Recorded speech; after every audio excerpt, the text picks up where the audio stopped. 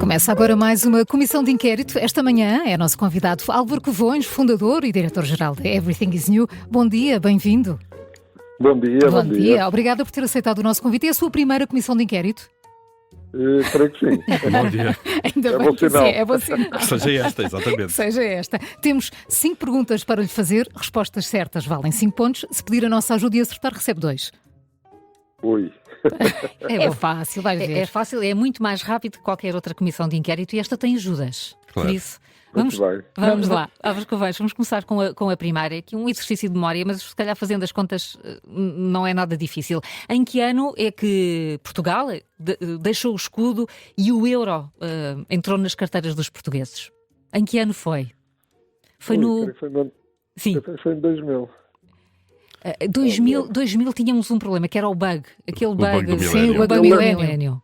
O euro foi depois, foi um bocadinho depois, mas foi também num dia 1 de janeiro. Lembro-me que foi no ano que o primeiro-ministro era o António Guterres e enganou-se nas contas. Isso foi um bocadinho antes. Eu lembro-me. Isso foi um bocadinho Estava antes. em direto numa televisão e não se lembrava. Isso foi em 95, se não me engano. Isso foi Álvaro. na campanha, Exatamente. Se calhar então é melhor com ajuda. Porque não calhar é é 2000. melhor. Então vamos lá. Vamos Terá sido em 2000, em 2002 ou em 2004? Neste caso, 2002. Exatamente. Certíssimo. 1 de janeiro de 2002 e começámos a utilizar o euro. Falando em dinheiro, porquê que os bilhetes dos concertos são tão caros? A cultura em geral, mas os concertos de música são tão caros porquê? E já agora, porquê que mesmo assim esgotam tão depressa?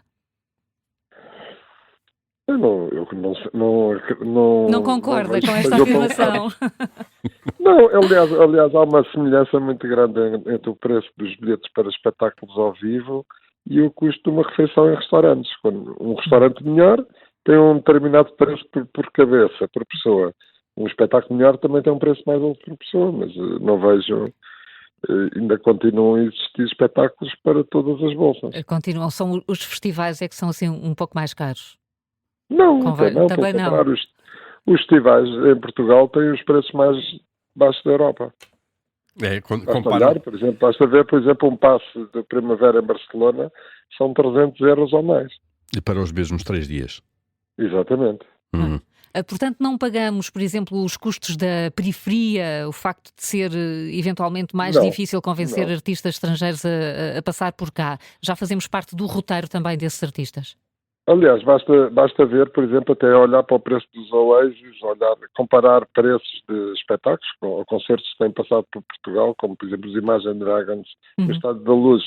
Se olharmos para o custo final que o consumidor paga em Espanha, em França e Itália, é muito superior sempre 20-30% a Portugal. Isso faz com que tenhamos muitos espectadores estrangeiros que optem por passar por Portugal, a ver um turismo cultural também, porque somos mais competitivos nessa matéria? Não, aí também, não será pelo preço que eles vêm, porque depois não compensa, não é? Tem que pagar a viagem. Eles acabam por vir a Portugal porque existe, de facto, na Europa um turismo cultural, as pessoas gostam. Eu, por exemplo, há muitos portugueses que gostam de ir a outros países também a ver espetáculos. Havia muitos portugueses, por exemplo, no Tomorrowland, no Bruce Springsteen em San Sebastián, estava carregado de portugueses. E, portanto, as pessoas têm uma tendência, quando o artista não vai à sua cidade, ou já esgotaram os bilhetes na sua cidade, têm tendência em viajar a outros países. Obviamente que Portugal, devido às condições climatéricas, porque no fundo somos a Califórnia da Europa, é muito mais atrativa do que o centro ou norte da Europa. Onde em agosto, por exemplo, chove ou faz frio. No centro ou norte da Europa. E em Portugal está sempre, ou quase sempre. Quase sempre. Está sempre um tempo fantástico. E, portanto, temos essa vantagem. Além de sermos, obviamente, um destino procurado, como é óbvio.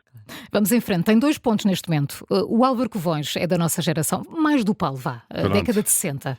Aqui as raparigas são da 70. Costumava jogar Monopólio, Álvaro? Claro. Então esta é de caras, acho eu.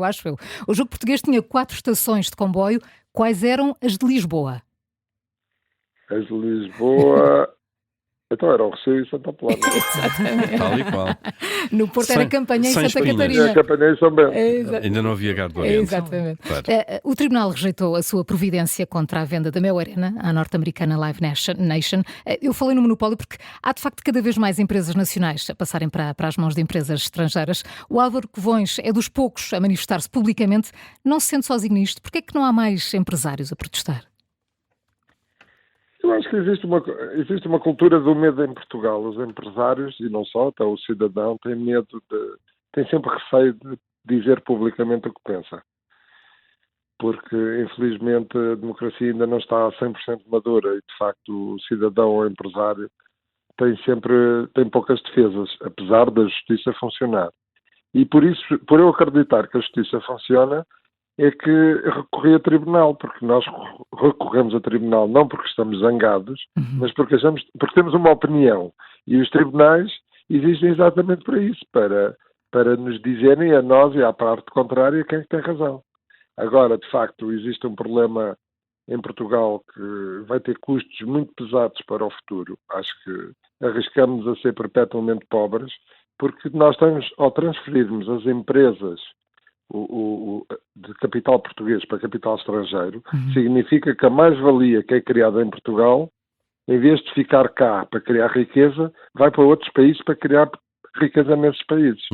E, portanto, e nós devíamos fazer as contas, porque acho que já passámos o limite da razoabilidade. Mas, Álvaro Covões, vai ter consequências graves para a economia portuguesa. Não tenho a menor dúvida. Os primeiros responsáveis não são os próprios empresários que vendem.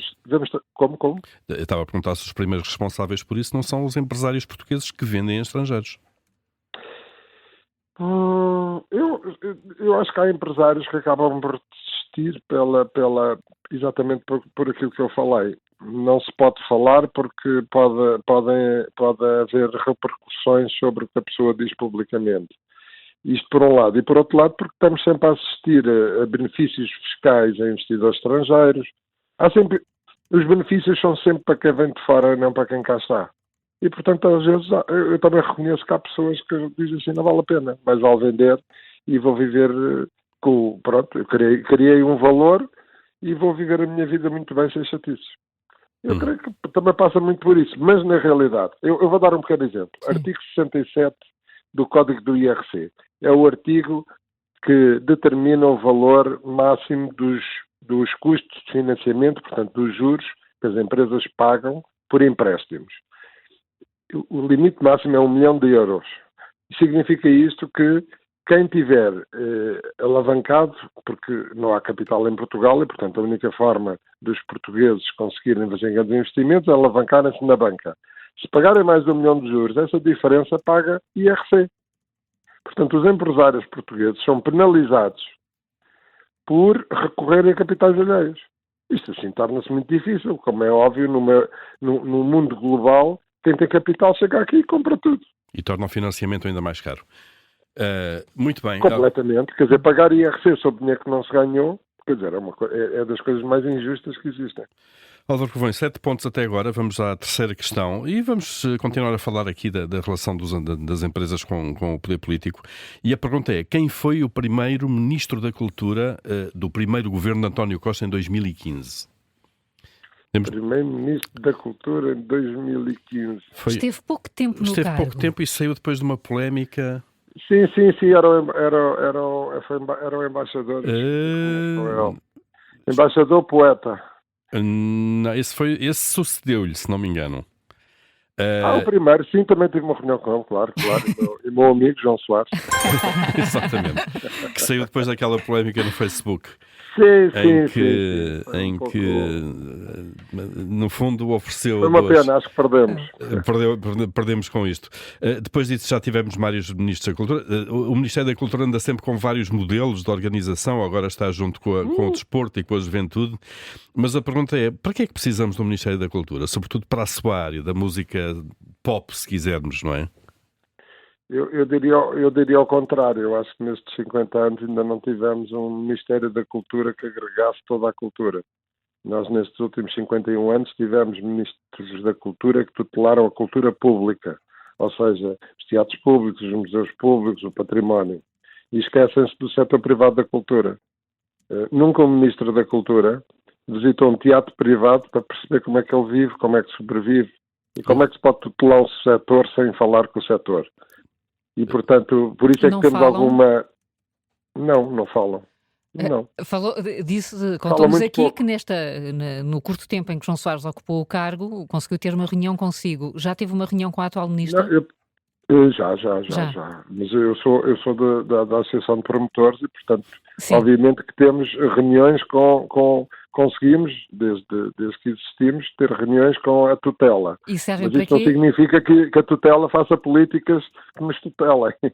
É que o tema está aí, é que depois nós podemos ter reuniões, mas quando olhamos para o programa do governo, seja que o governo for, ou olhamos para o orçamento, vemos que aquilo está, no que diz respeito às artes cénicas, está virada exclusivamente para o setor público.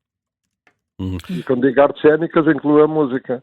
Aliás, o fado nem existe no Ministério da Cultura. Mas... O fado, a música pop, o rock. O atual Diretor-Geral das Artes reuniu com a Associação dos Agentes e disse-lhes que nós não temos nada para aquilo que vocês fazem. E isso é bom ou mau, Álvaro? Aquilo que eles fazem é o Rui Veloso, é o Pedro Brunhosa, é a Maria João do Jazz, é aquilo que eles fazem. E quando o Diretor-Geral da DG Artes diz uma coisa destas, isso só vem comprovar que, de facto, ninguém nos tutela. E a expectativa que temos na nova Ministra, que é uma pessoa que vem de fora do setor, é que exatamente olhe para a cultura como um todo e não como uma parte. Mas a sua área dos espetáculos públicos, dos festivais, não é aquela que menos intervenção deve ter do Estado, de alguma maneira, que é mais autossustentável? Mas tutelar não é... Tutelar significa até sob o ponto de vista legislativo. Eu vou dar um pequeno exemplo. Os vistos de golo não terminaram todos. Ainda continua a existir o visto de golo da cultura. E o visto de golo da cultura discrimina os privados. O visto de golo da cultura só é possível, portanto, os projetos têm que ser projetos de interesse cultural, aprovados pelo GEPAC, mas exclusivamente para instituições do Estado ou fundações de interesse público. Agora, diga-me uma coisa, um privado também não pode desenvolver projetos de interesse cultural? Pode, mas é discriminado em Portugal. Porquê? Porque só vai reconfirmar que a cultura nestes anos não tem tutelado os privados. Quando foi o Covid, reunimos com a Ministra de então e foi-nos dito nós não podemos, Graça Fonseca, nós não temos... Não vos podemos ajudar, vocês têm que ir falar com a economia. E a economia dizia-nos, naturalmente, mas vocês têm uma tutela, têm que falar com a cultura. Quer dizer, nós, dia a dia, ano a ano, temos sempre este tipo de respostas, que é, nós somos os párias. Ninguém nos tutela, só se lembram de nós quando é preciso fazer campanhas políticas, comícios, porque aí, se calhar, a música pop, a música mais popular, se calhar é mais interessante para chamar os portugueses. Mas de resto existe parece que existe um preconceito. Aliás, existe um preconceito sobre a criação de valor na cultura. Por isso é que se fala muito em gratuitidade, porque nós quando vamos a um café temos que pagar o café. Nós vamos a um restaurante, pagamos a refeição. Mas que se olharmos para os vários ministros da cultura, estão sempre a falar em gratuitidade. Isto não faz sentido, porque a cultura tem que ter o valor percebido. O que o Estado tem que fazer é ajudar as pessoas que não podem pagar a consumirem cultura. Ajudar-los financeiramente. Tem que ser o contrário. Nós temos que criar um mercado justo entre o setor privado e o setor público. Álvaro Covões, isso leva-nos até já à próxima pergunta para 5 pontos. Sim. Está com 12. O cartão jovem está disponível até que idade? Já não é para nós. Já passámos essa idade há muito. Por pouco, sim. Por uns anitos. É a partir dos 12. Foi o ministro Couto Santos que lançou o cartão jovem. Sim, há muitos anos. Ainda existe. Até que idade? Quer ajuda? Com pistas, se calhar. Eu não sei se é 25, se é 30, mas... Anda muito próximo aí do último... Anda por aí. Eu julgo que teve alterações ao longo dos anos, mas há uma coisa muito importante.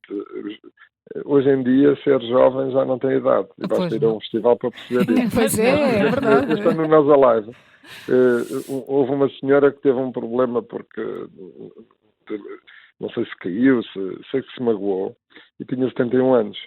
É fantástico. E era uma espectadora normal, portanto, era uma jovem que estava na Nós Alive. E com então, alguns dias com jovens muito jovens, não é? O Nós Alive conseguíamos ver, até quem viu pela televisão conseguia ver lá mesmo os jovens muito jovens. Bom, então eu vou dar hipóteses, Álvaro Covões. O limite para o cartão jovem estará nos 25, nos 29 ou nos 35 anos? Isso agora é mesmo à sorte, não sei. Eu vou dizer 29. Boa! Disse muito bem, a sorte. Disse bem. Os jovens agricultores são mais velhos, não é? São até aos 40 e tal, não é? Aos 40, pelo menos. Aqui não. Como é que estamos? Isto de facto liga-nos, não é? Temos, a cultura alimenta-nos também. Estamos a conseguir construir um público que queira consumir cultura? E que consiga? Não estamos, porque as políticas culturais em Portugal, eu não vou criticá-las, mas falharam. E falharam porquê? Porque desde os estudos que a Comissão Europeia tem feito nos últimos anos, como o último estudo que a Gulbenkian apresentou, salvo erro, em 2022 ou 2023, Portugal os portugueses são o povo da Europa que tem os hábitos culturais mais baixos. Portanto, quando se pergunta ao europeu quantos livros leu nos últimos 12 meses, nós estamos em último lugar. Quantas vezes foi ao teatro nos últimos 12 meses? Estamos sempre em último lugar. Sim. E de facto, acho que, e já tive a oportunidade de dizer à nova ministra, temos que ter políticas culturais. Não tem mal nenhum ter falhado. Mas falhou, não funcionaram. O que é que poderia funcionar? Eu acredito na bondade das propostas. O que é que poderia funcionar? Sim. Exatamente isso. Em vez do Estado impor a cultura, o Estado, porque quando oferece gratuitamente, está a impor uma determinada cultura. Não está a ser abrangente nem está a garantir a liberdade. Está a impor algo. O que faria sentido é, em primeiro lugar, desenvolver um setor privado da cultura para que seja mais forte e que possa existir mais oferta cultural. Devo-lhe dizer, em 51 anos nunca se construiu um teatro privado de raiz em Portugal. Só para percebermos. Felizmente agora estamos a ver o aparecimento de alguns museus. Tivemos o Quake, agora temos aquele da arte contemporânea que está também na Junqueira. Agora está-me a falhar o nome. Mas é muito pouco. Nós devíamos ter muito mais. O Estado não pode ser o responsável total, até é um perigo para a democracia da oferta cultural. E, portanto, se nós oferecemos para as pessoas que não podem consumir só uma determinada cultura, nós estamos a ser abrangentes. Era mais fácil, como em muitos países, apoiar as pessoas ao cheque cultura e que as pessoas consumam a cultura que eles querem. Isto era o que faria sentido. Que é para não haver uma educação de gosto. Muito bem, Álvaro Covões. Vamos para a última questão. Está com 17 pontos. E a última questão é esta, é muito simples. Em que ano foi o Woodstock? Oi. Já era nascido o Álvaro Covões, mas não foi. Era novinho. Mas ainda não tinha idade para ir. Eu diria que foi em 69. Boa. E diz muito bem. Foi o momento fundador dos festivais, o Woodstock? Não, eu creio que os festivais vêm das romarias e das festas populares desde a Idade Média, ou se calhar do Império Romano. Mas portanto, temos que ir mais atrás, não é? Tem havido uma evolução. Isso é o mesmo, por exemplo, que o nosso Vilar de Mouros. Oficialmente o Vilar de Mouros foi em 1971, mas se formos lá, está lá uma placa que 1 ou 2 anos antes tinha havido um festival com bandas da GNR e bandas da Força Aérea, enfim. Já tinha existido uma espécie de festival com outro tipo de música.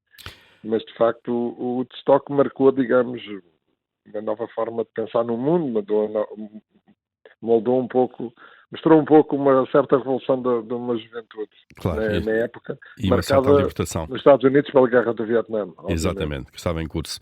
E o Álvaro Covões, que música é que ouve? Que música é que tem no seu Spotify? Isso é um problema porque Pois, atenção ao que diz.